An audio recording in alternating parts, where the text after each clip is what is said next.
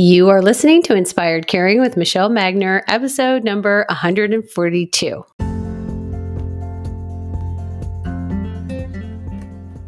Hello, welcome to Inspired Caring. I'm your host, Michelle Magner. If you are caring for an older family member, this is the podcast for you. Each week, I bring insight, tips, inspiration, and strategies to help you care for the people that you love without losing yourself along the way. Having cared for both of my grandmothers, I've helped manage everything from hospital stays, households full of belongings, to navigating senior living and end-of-life care. And I've worked in senior living as a result of that experience, serving my residents and their families as they've been on this journey too. Thank you for joining me today, and I hope you enjoy this episode of Inspired Caring.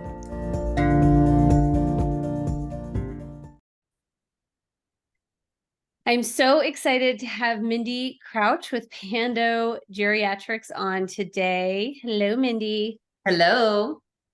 We met because when I worked in a nursing home, you provide counseling services to seniors within the senior living environment. Yes. And then do you also serve people who are still at home? Right. So we provide the talk therapy piece, the mental health therapy piece to any persons in senior living communities or in their homes or homebound status. They don't have to be homebound like you do for home health care to see us, but the idea is that we'll come to you if possible. Then we can also do in-office and telehealth. So we try to reach every corners that we can. And it's really geared towards a senior or aging population that you help. Right. Yeah. And so we don't really have an age cutoff. But the idea is that we, one, can bill Medicare, but two, we want to focus on the aging process or the health issues that surround that loss of control, that loss of independence, and navigating, senior living communities and trying to help people maintain their mental health or provide the support that they need for it. And what we were talking about before we hit record was I feel really passionate about caregivers, care partners being open to the idea of senior living, because so often when someone finally moved in, the person who was moving into the senior living environment, into the building, really was not doing well. Their health, mental health, physical health were really compromised and challenged because they had stayed home with a caregiver who was really compromised,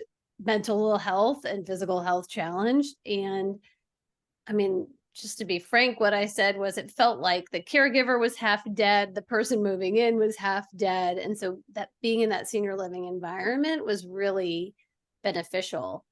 And so I think this is such an important conversation for us to have, and walking this fine line of making sure that, we are being real and we are being honest about the challenges of senior living and that transition into senior living, and holding that space for positive light that it is a solution for so many people. So what are your thoughts on that? Yes. Yeah. So, nursing home laws really didn't start until 1987. So a lot of our older generation grew up with that idea that senior living is a bad place to be and a bad place to go. And at the end of the day, none of us ever dream about the day that you get to move into a nursing home. Although the idea of someone cooking and cleaning for us is super exciting, it's still, right? It's still the loss of independence. It's a loss of that home. It's that change that us as humans don't like. And so I do think as a society, geriatric care is moving in the right direction, where we are now living in communities, not facilities, starting to get that respect back and starting to get that more individualized care within these communities that I think, like I said, we're headed in the right direction, but we still have the stigma from what was happening in the 60s, 70s, and 80s that we think that that's how nursing home care is going or what it actually looks like. And so, like you said, transparency is best, but just getting people out there and trying to get the topic open before they actually get into crisis. Because, like you had said with the caregivers, just being so stressed out, we know caregiver stress is real. We know caregiver stress increases the risk of death significantly, that we have to take care of our caregivers just as much as we take care of the patients. And so what I always like to recommend is that the plan where you hope no one needs it, but it's there just in case. And so usually what happens is someone falls, goes into the hospital, there's a medical crisis, and then we need the senior living community. And then you don't know, well, what does my loved one want? I don't know where to go. How much does it cost? Like, they don't know the parameters, and you're in crisis, and then you're making all these big decisions when in crisis. And that just makes it even harder.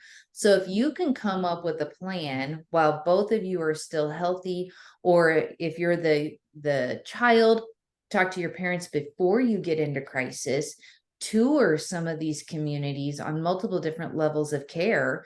So then that way we have 3 independent communities, 3 assisted living, 3 nursing home, and a memory care kind of picked out. So then if an unfortunate crisis does happen, everyone's on the same page. And another reason why that's useful to do that is because you, as the patient, if you get the opportunity to choose where you want to go, what's important to you. Some people need outside space. Some people want animals. Some people want doilies. Some people want clean lines.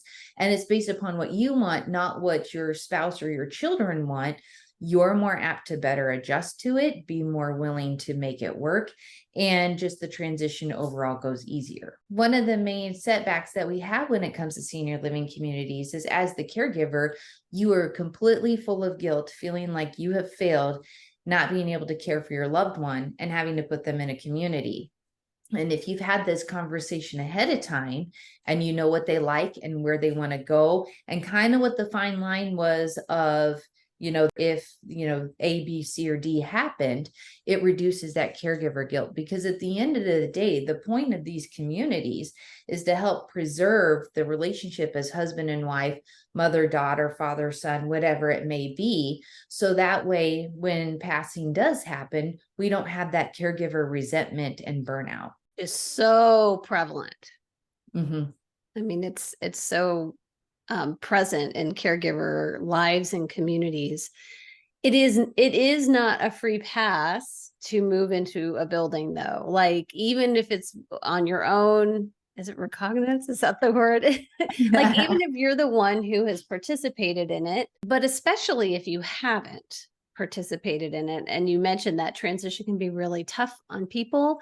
I was really surprised to learn that a top feeling for people that moved into senior living community was a sense of homelessness. Mm-hmm.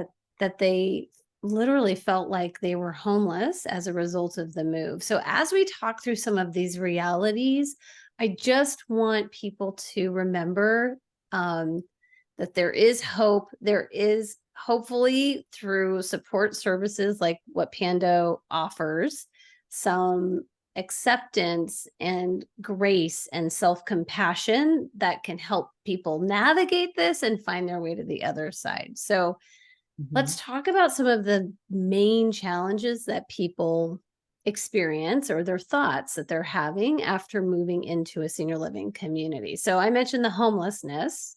Yeah. Is that something that you're seeing?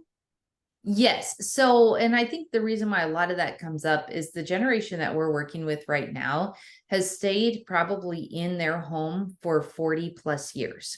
And they've had all of these possessions that they have been accumulating for such a long period of time. And when they have to move into these communities, they have to sell off those homes and the majority of those possessions.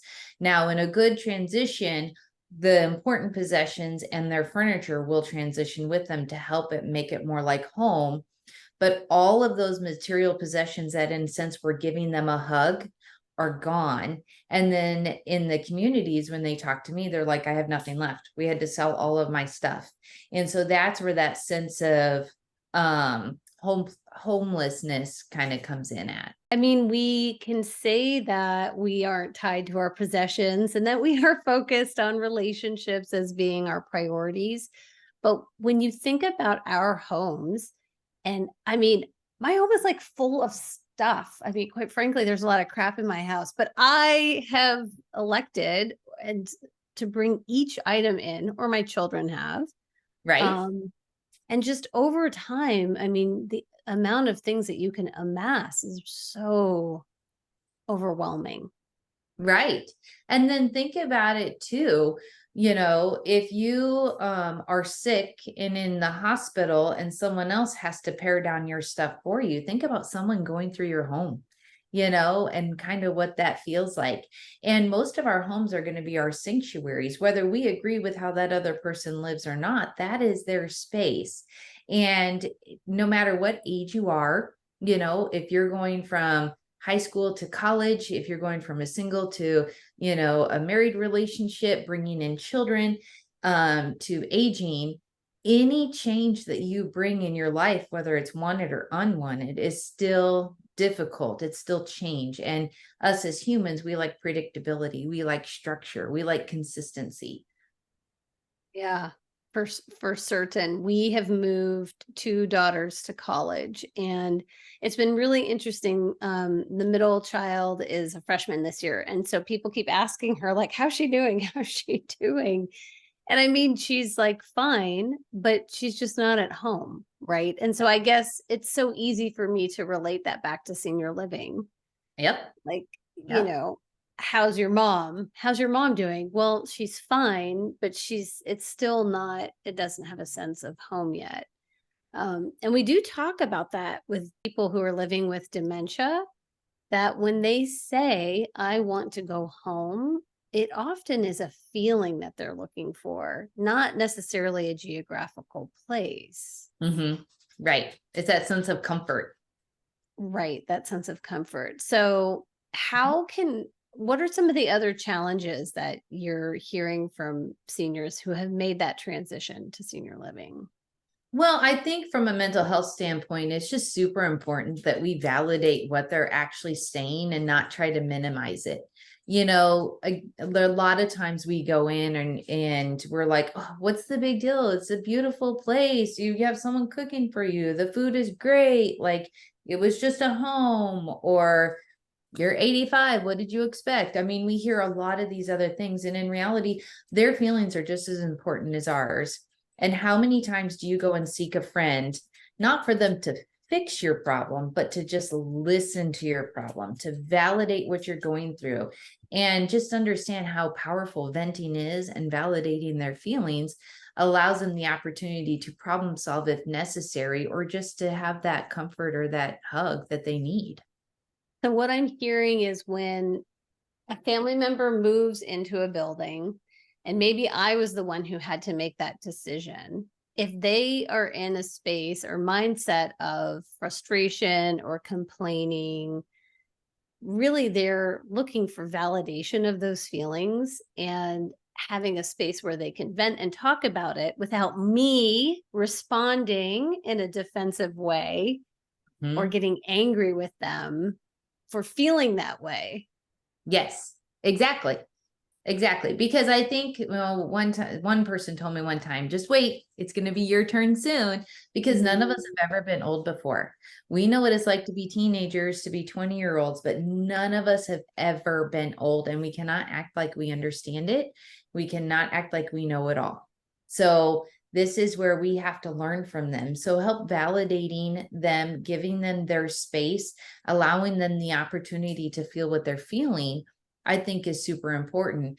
But then if we want to take it a step further, after we have validated, we're not minimizing what we're going through. We need to help them find a way to have some control back in the situation. So for example, you and I get into a car accident, okay? We can both have a different Hold on, I perception. got to knock on wood. Knock on wood, knock on. We Okay. can both have a different perception of how that car accident happened, right? Even though we were both in the same space, same time, because that's just the difference in how we look at things. We cannot control an accident. Accidents happen. That's why it's called an accident. But what you can control is how you get out of the car and respond to it. You can get out of the car and throw a fit with the other driver, or you can get out of the car and call a tow truck. Which one do you want to do? So helping our loved ones find that control and how they react to the situation, because sometimes it just is what it is. And what are we going to do about it? And if you help them find that control and that decision making again, it gives them a sense of control in that uncontrollable situation that they're living in. So for me, I know when I feel like I am overwhelmed or things are out of control or the world is feeling too big and scary, I clean. Mm. So let's be real, folks. I'm not cleaning that often. I do. Yeah, I have 2 dogs and children. But so I guess that's just one of the ways that I seek to exercise some sense of control. And when you're in an environment where now throughout the day, if you usually got up at 10:30 in the morning, well, you're between meals Yep. potentially in a senior Yep. living environment. So what I'm But hearing is to just like find ways to regain some control. yeah, but like think about your coping skill that you just used. You are now in a walker and you cannot Mm. clean very well. What do you do next? Angrily jamming the vacuum on each step. Right. And so those are the small things that we have to think about, because things are changing. How can we better adapt to it? There's multiple ways to vacuum. It doesn't mean one way is necessarily the correct way. So is there some way we can adapt and change what we used to do into how we can make it work now? Or is it just different control in general that we have to look for? And I think sometimes we can look at history to get some information about how people have adapted to big changes in their life in the past. To your point, a lot of times people have lived in houses for 40 plus years, but there maybe have been other big changes or other big things that have occurred in their life. Mm-hmm. Um, But that's usually where, like you and I, we can get up and take charge of that situation. We can distract ourselves. We can keep busy and keep moving. Because a lot of the times I'll get well, I wasn't depressed before. Why is this bothering me now? And it's like, well, you're not working. Before you were working to be able to stay distracted. Therefore, this was not bothering you. Or you could get up and move and you can't now. So it's having to learn those different coping skills or the different ways of thinking about it. Whereas before we just distracted ourselves or moved on to something else, or we were able to actually get up and physically change the situation.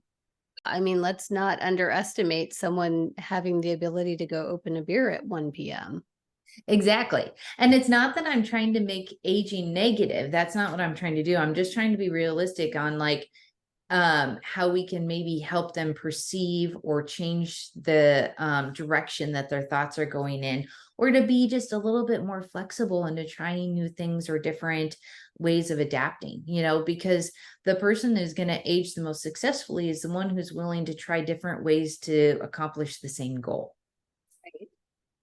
So the 2 questions that are immediately coming to mind are, managing expectations about how long it might take for someone to adapt to their new living environment. And then really getting into at least one idea, like some meat of how we can help them reframe work or begin to shift those thoughts. So Mhm. expectations and then like a skill that we could practice or introduce to help shifting a thought.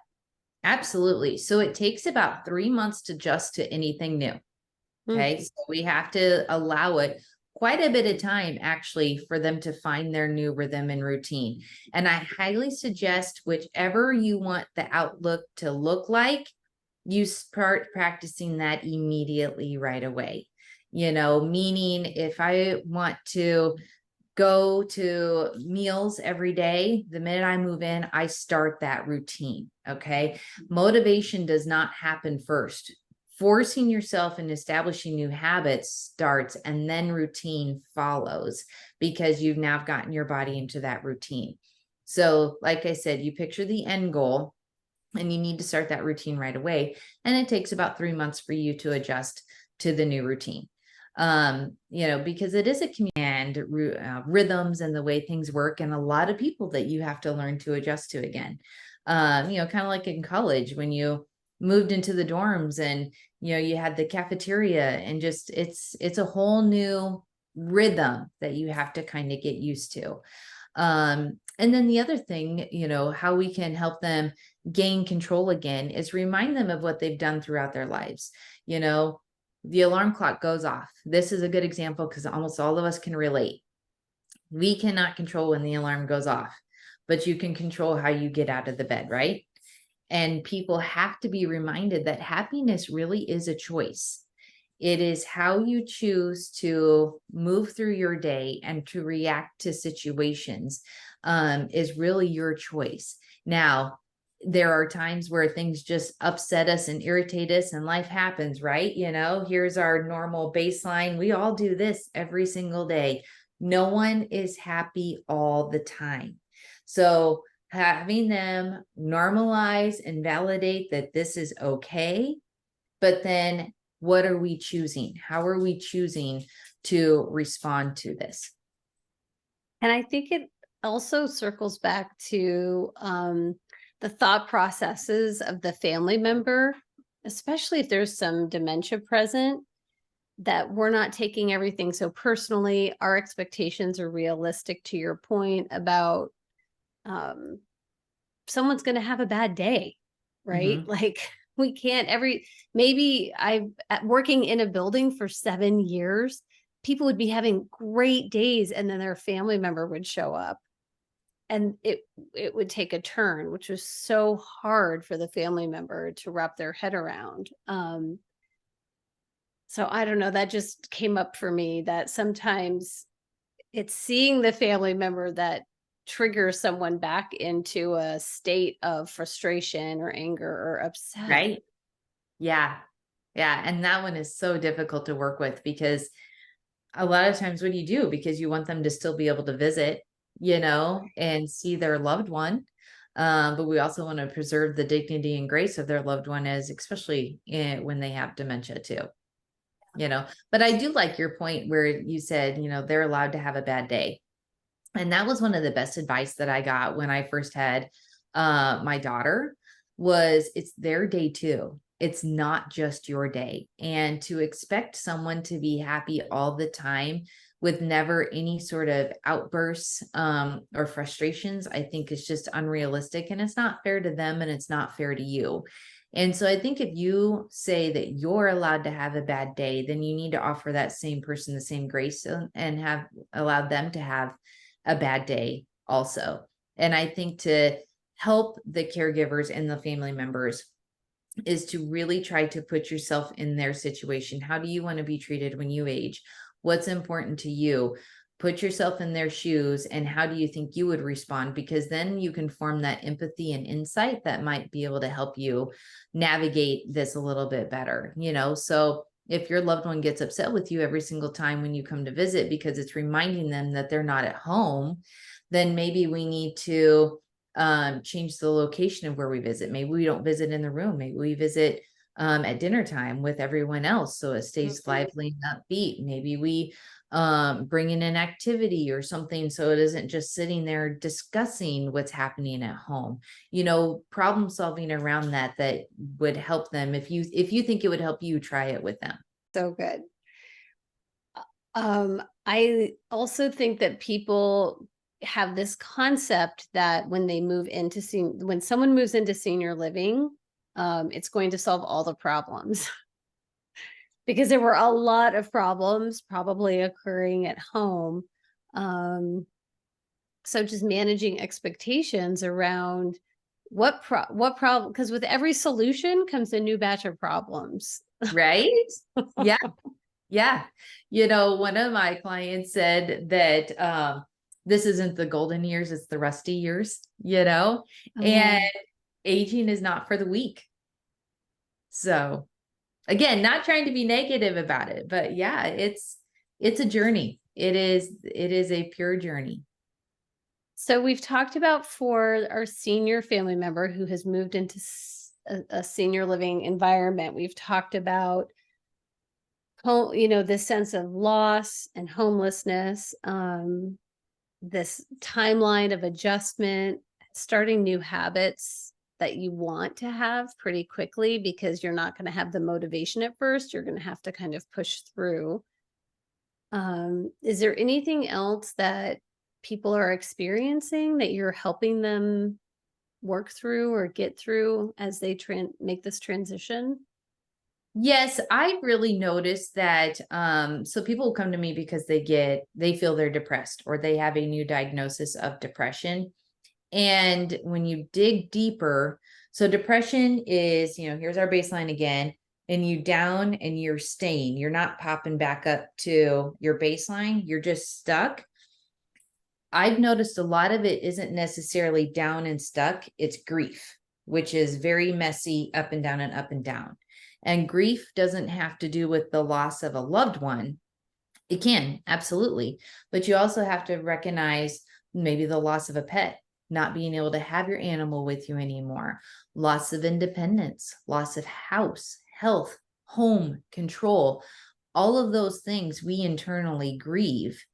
And I think it's important for us to acknowledge that. And just as we, in society, we're talking about labels and everything right now, it's easier to be labeled with the identity of grief because it's justified, it's easier to validate, and it's easier to say, like, okay, understand the way I'm feeling, versus if we say the word depressed, where it's like you feel guilty, you feel stuck, you feel like you did something wrong. Or our older population, the 80s and 90-year-old, that's a major mental illness that they relate back to the institutionalization period. That's a stigma that's very bad to have. And so I think identifying it and labeling it correctly is also very helpful in letting someone to be able to cope with it. And I think with the people that I've worked with and coached, it's not just the grief of loss, it's a grief of what they thought their future might Mm, be or what yeah. they thought their future could hold. So people really have this idea that they're going to drop dead in their houses, like that's their grand plan, like, and I keep Yeah. saying all the time, dropping dead is not a plan. We all want to fall asleep and die in our sleep, right? But that's just not usually how Right. it happens. Right. So no one wants to have a chronic illness or disease or accident or debilitating situation where you are going to require care. And we know that a very high percentage of people, if you live long enough, will be in position to need and require more care. So there's a grief of just what you thought, how you thought it was going to be. Mm-hmm. And Yep. so I guess one of the things that someone had shared with me was, well, I realized I was wrong. I had to reconcile in my own thoughts. I was just wrong about how I thought it was going to go. Is there any softer way that you can think of to help someone with reconciling that thought? Man, that's a good one, because Yeah, it does come up a lot where it is, the idea of your retirement and what it was going to be is gone, you yeah, know? And I don't, besides just being realistic about it, I don't know how you sugarcoat that one. yeah. And I wasn't trying to put you on the spot. I was just Yeah. thinking, And I and just maybe and it isn't that she's wrong, because we all can hope and dream. It just didn't go as planned. right. And I like the idea of holding a little space that something good could potentially come of this. Like, I think this is the other thing that in my experience is people have this idea that this transition, it is going to be hard, Mhm. but that it is all loss and all grief and all frustration and then having to reconcile and adjust. And there is a lot of joy and laughter and connection in senior living in buildings. Definitely. Yeah, absolutely. Because you can get pretty isolated and stuck in a rut and a routine in your home, and you forget about just the small socialization or what you've been missing when you get around you know, people that are like-minded, that grew up at the same time as you, and the fun that you can have with that. It is fun to watch and to see, because we have to remember, like, we get to hang out with living history books. I mean, they've experienced stuff only I can read about, and I get to soak all that up. But then on the flip side, from this family standpoint, you no longer have to do the journey alone. You now have caregivers that are helping you through that are going to love on your loved ones. You also have other family members you connect with that maybe are going through some of the same journeys that can help support you. So you don't feel like you're on an island anymore. If Yeah. you allow Yeah. people to help you, if you allow them to come in and support you. Yeah, it's so true and so powerful. And one of the things that I would share with families is we are loving your family member for who they are right now. Like, we're soaking up their stories and their rich histories, and we have no baggage attached to any of it. Mm-hmm. Like a Right. family member does. Yeah. Yeah. So you have authored a book on dementia, and you have another book coming out this fall on grief. Share. Okay, you have your book. Can you hold that Yes. up? Yeah. So this is my book. It's actually a children's workbook called Understanding Dementia.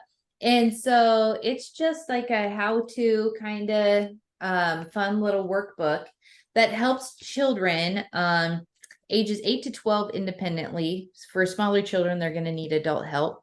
But basically, what is dementia? How do I not catch it? And one of the reasons why I made this book is because children are watching.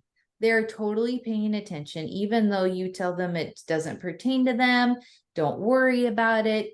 They're soaking it all in. And all they know is grandma is sick. And Mhm. especially after COVID and everything, and being worried about catching all the sickness, we need to reassure them that they're not going to catch dementia. And we need to teach them how to love on grandma, not to be scared of dementia, why maybe they have some bizarre behaviors, and to be able to navigate through that. But in the same time, how do we help them take care of themselves? So we have some mindfulness and self-help stuff in here, but then also who are safe people we can talk to and ask all these questions to. And we have found that some caregivers are really liking this too, because it's a short book, right? It doesn't take much effort to read it, but it's also just those quick tips and tricks that will help you navigate the situation. So let your kids be involved. You know, I know that we don't ever want to stress our kids out. I know that we don't want them to have the burden of caregiving, but it can open their eyes to a whole new world. It can enrich their lives of having to help take care of other people. It's wonderful and value skills that can be learned if they're a part of it, and to make it a whole family loving process. Not saying that they have to be caregivers. That's not what I'm saying, but I think it enriches the kids' lives better if we include them in a knowledgeable, factual way. I think that it's so beautiful. And that's exactly the kind of book that my kids would have really benefited from, because my mother-in-law lived with dementia for a really long time, and there was not a resource like that. So I love that you created that for people. And it helps bridge some empathy, like you said, for the adults involved as well. Um, I think the whispering and having conversations behind closed doors, personally, I mean, everybody gets to make obviously their own decisions for their own families, but I think it's hard and scarier for kids. Right. Right. Absolutely. Because they know something is wrong, you Right. know, and then if you're whispering or trying to keep it a secret, or telling them that it's no big deal, it increases that fear.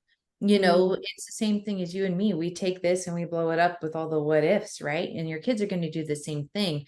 We can just better rationalize and understand what we're going through, versus the kids who are still learning about all of these different emotions and why things are happening. But, you know, if grandma's going to yell out for some reason at the dinner table, we want to be able to teach them how to not power struggle, maybe try different ways of interacting, or turning an activity into a dementia friendly activity with them, to empower them to see if we can help, one, decrease those outbursts, but have them be a part of it. But then too, unfortunately, we do have an increased number of early onset Alzheimer's. So it may be their parent and not their loved one that they need help with too. It's one of the fastest growing rates of, I'm not saying this right, but anyway, the fastest growing population of caregivers are children, like kids having Yeah. to care for parents with early onset. Yeah. Yeah. That's And a so very I fast wanted growing, them yeah. to have this resource out there for them to do. And then, so then we have Understanding Grief coming out this fall that'll be written in the same format of a workbook to help them. We're calling it the 4 bridges of grief, to be able to how to navigate or maybe understand the grief, why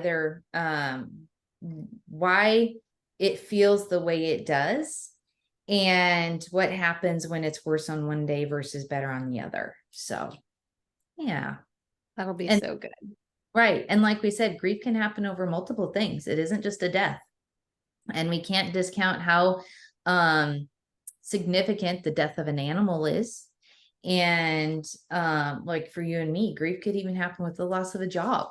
Just any sort of change can activate those grief responses. I mean, absolutely. So our daughter is a university, and she had this idea in her head that she was going to go to one of the coasts to study. And so she grieved and had to really let go of that dream when she realized that it wasn't going to be feasible for her. So I just think we're all dealing with grief at various levels all the time. Mm-hmm. Yeah. Yeah. Yeah. And it doesn't necessarily have to be a bad thing, because for Right. instance, when let's just say we've lost a loved one and the grief is more that day, if we recognize the triggers of what brought on that grief, we can help celebrate those memories better instead of being fearful of it or thinking you've done something wrong or thinking that you're backsliding. It's remembering those memories. It's remembering that moment of that song that came on the radio that brought up those memories, and turning it into celebrating those memories and appreciating those memories instead of being fearful of them. Yeah. And I'm thinking about when you did your hand up and down, and this is how we're feeling. And it's okay to feel sad. We Yep. don't have to run from that. It's okay to just sit in it. If it's in a grief or loss within your own life or your family member having moved to senior living, it's okay for them to experience that grief and to feel sad. 100%. And like I said earlier, I think we have to change the expectations that you're not going to be happy all the time. Mm. On a scale of 1 to 10, 10 being super happy, we're not 10 all the time, every day. We are all over the place and at different levels of happiness too, because a cupcake could bring you certain sort of joy where it's going to bring me a different sort of joy, or the sun or the rain, or, it's going to be different for everyone. And so having realistic expectations, I think, is only fair to you and everyone else. Well, you said cupcake. Our middle child's birthday is tomorrow. She's not here, but I think I might still go get a Dairy Queen cupcake. 100%. And I recommend that all the time when someone has lost a loved one, where I was like, still celebrate the birthday, celebrate the anniversary. Like you would if they were alive, go do it, Yeah. And so have your daughter go get one for her. You get yours, eat them together or FaceTime, and you get to celebrate the birthdays together, right? If I can wait till tomorrow, yes. Maybe you just need 2, one today and one tomorrow. Yeah, I love that idea. A little Zoom cupcake party. Yes, Yeah. absolutely. Well, thank you, Mindy. This has been amazing. And I will have in the show notes links to your book and website. And then just to have, if someone is, because people listen to this podcast all over the place. It's not just in this region, but there are telehealth services as well for seniors who are adjusting to senior living. So you are in person with most people, your company. So we are allowed to telehealth anywhere that we are licensed in the state our client is in. Okay. Yeah. So like I can telehealth anywhere in Nebraska and Iowa because those are the two licenses I carry. Okay. Mhm. Perfect. So Yep. we'll make sure that the Pando website information is in the show notes as well. Yes. And if you have questions, just call, we can always help out. Just with those questions too. Yeah. Get people moved in the right direction. Right. And never try to reinvent the wheel and figure it out. Just start calling and asking questions to any one of us because someone who knows something, right? That they Yes. just guide you. 6 degrees of Kevin Bacon. Right? Thank you, Mindy. Thank you.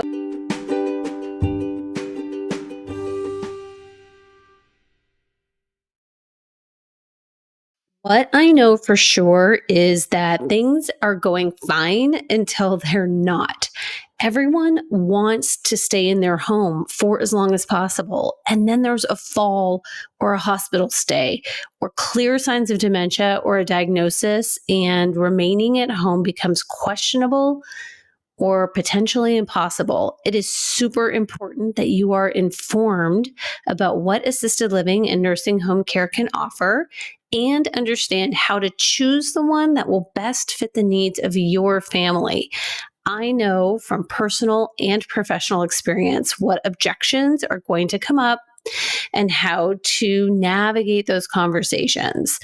You love your family member and you are doing a great job. It just feels like the situation is fragile. You're waiting for the other shoe to drop and you don't know what you don't know. Illuminating Senior Living answers all of your questions and walks you through step by step each common objection and frequently asked question. This course will save you so much time and heartache. Imagine knowing exactly when it's time to move and ensuring the care and safety of your family member. Imagine knowing what specifically to be looking for in a care community and how to have the conversations about moving. Illuminating Senior Living gives you the roadmap so you're prepared. Click the link in the show notes, Illuminating Senior Living, to secure your video course today.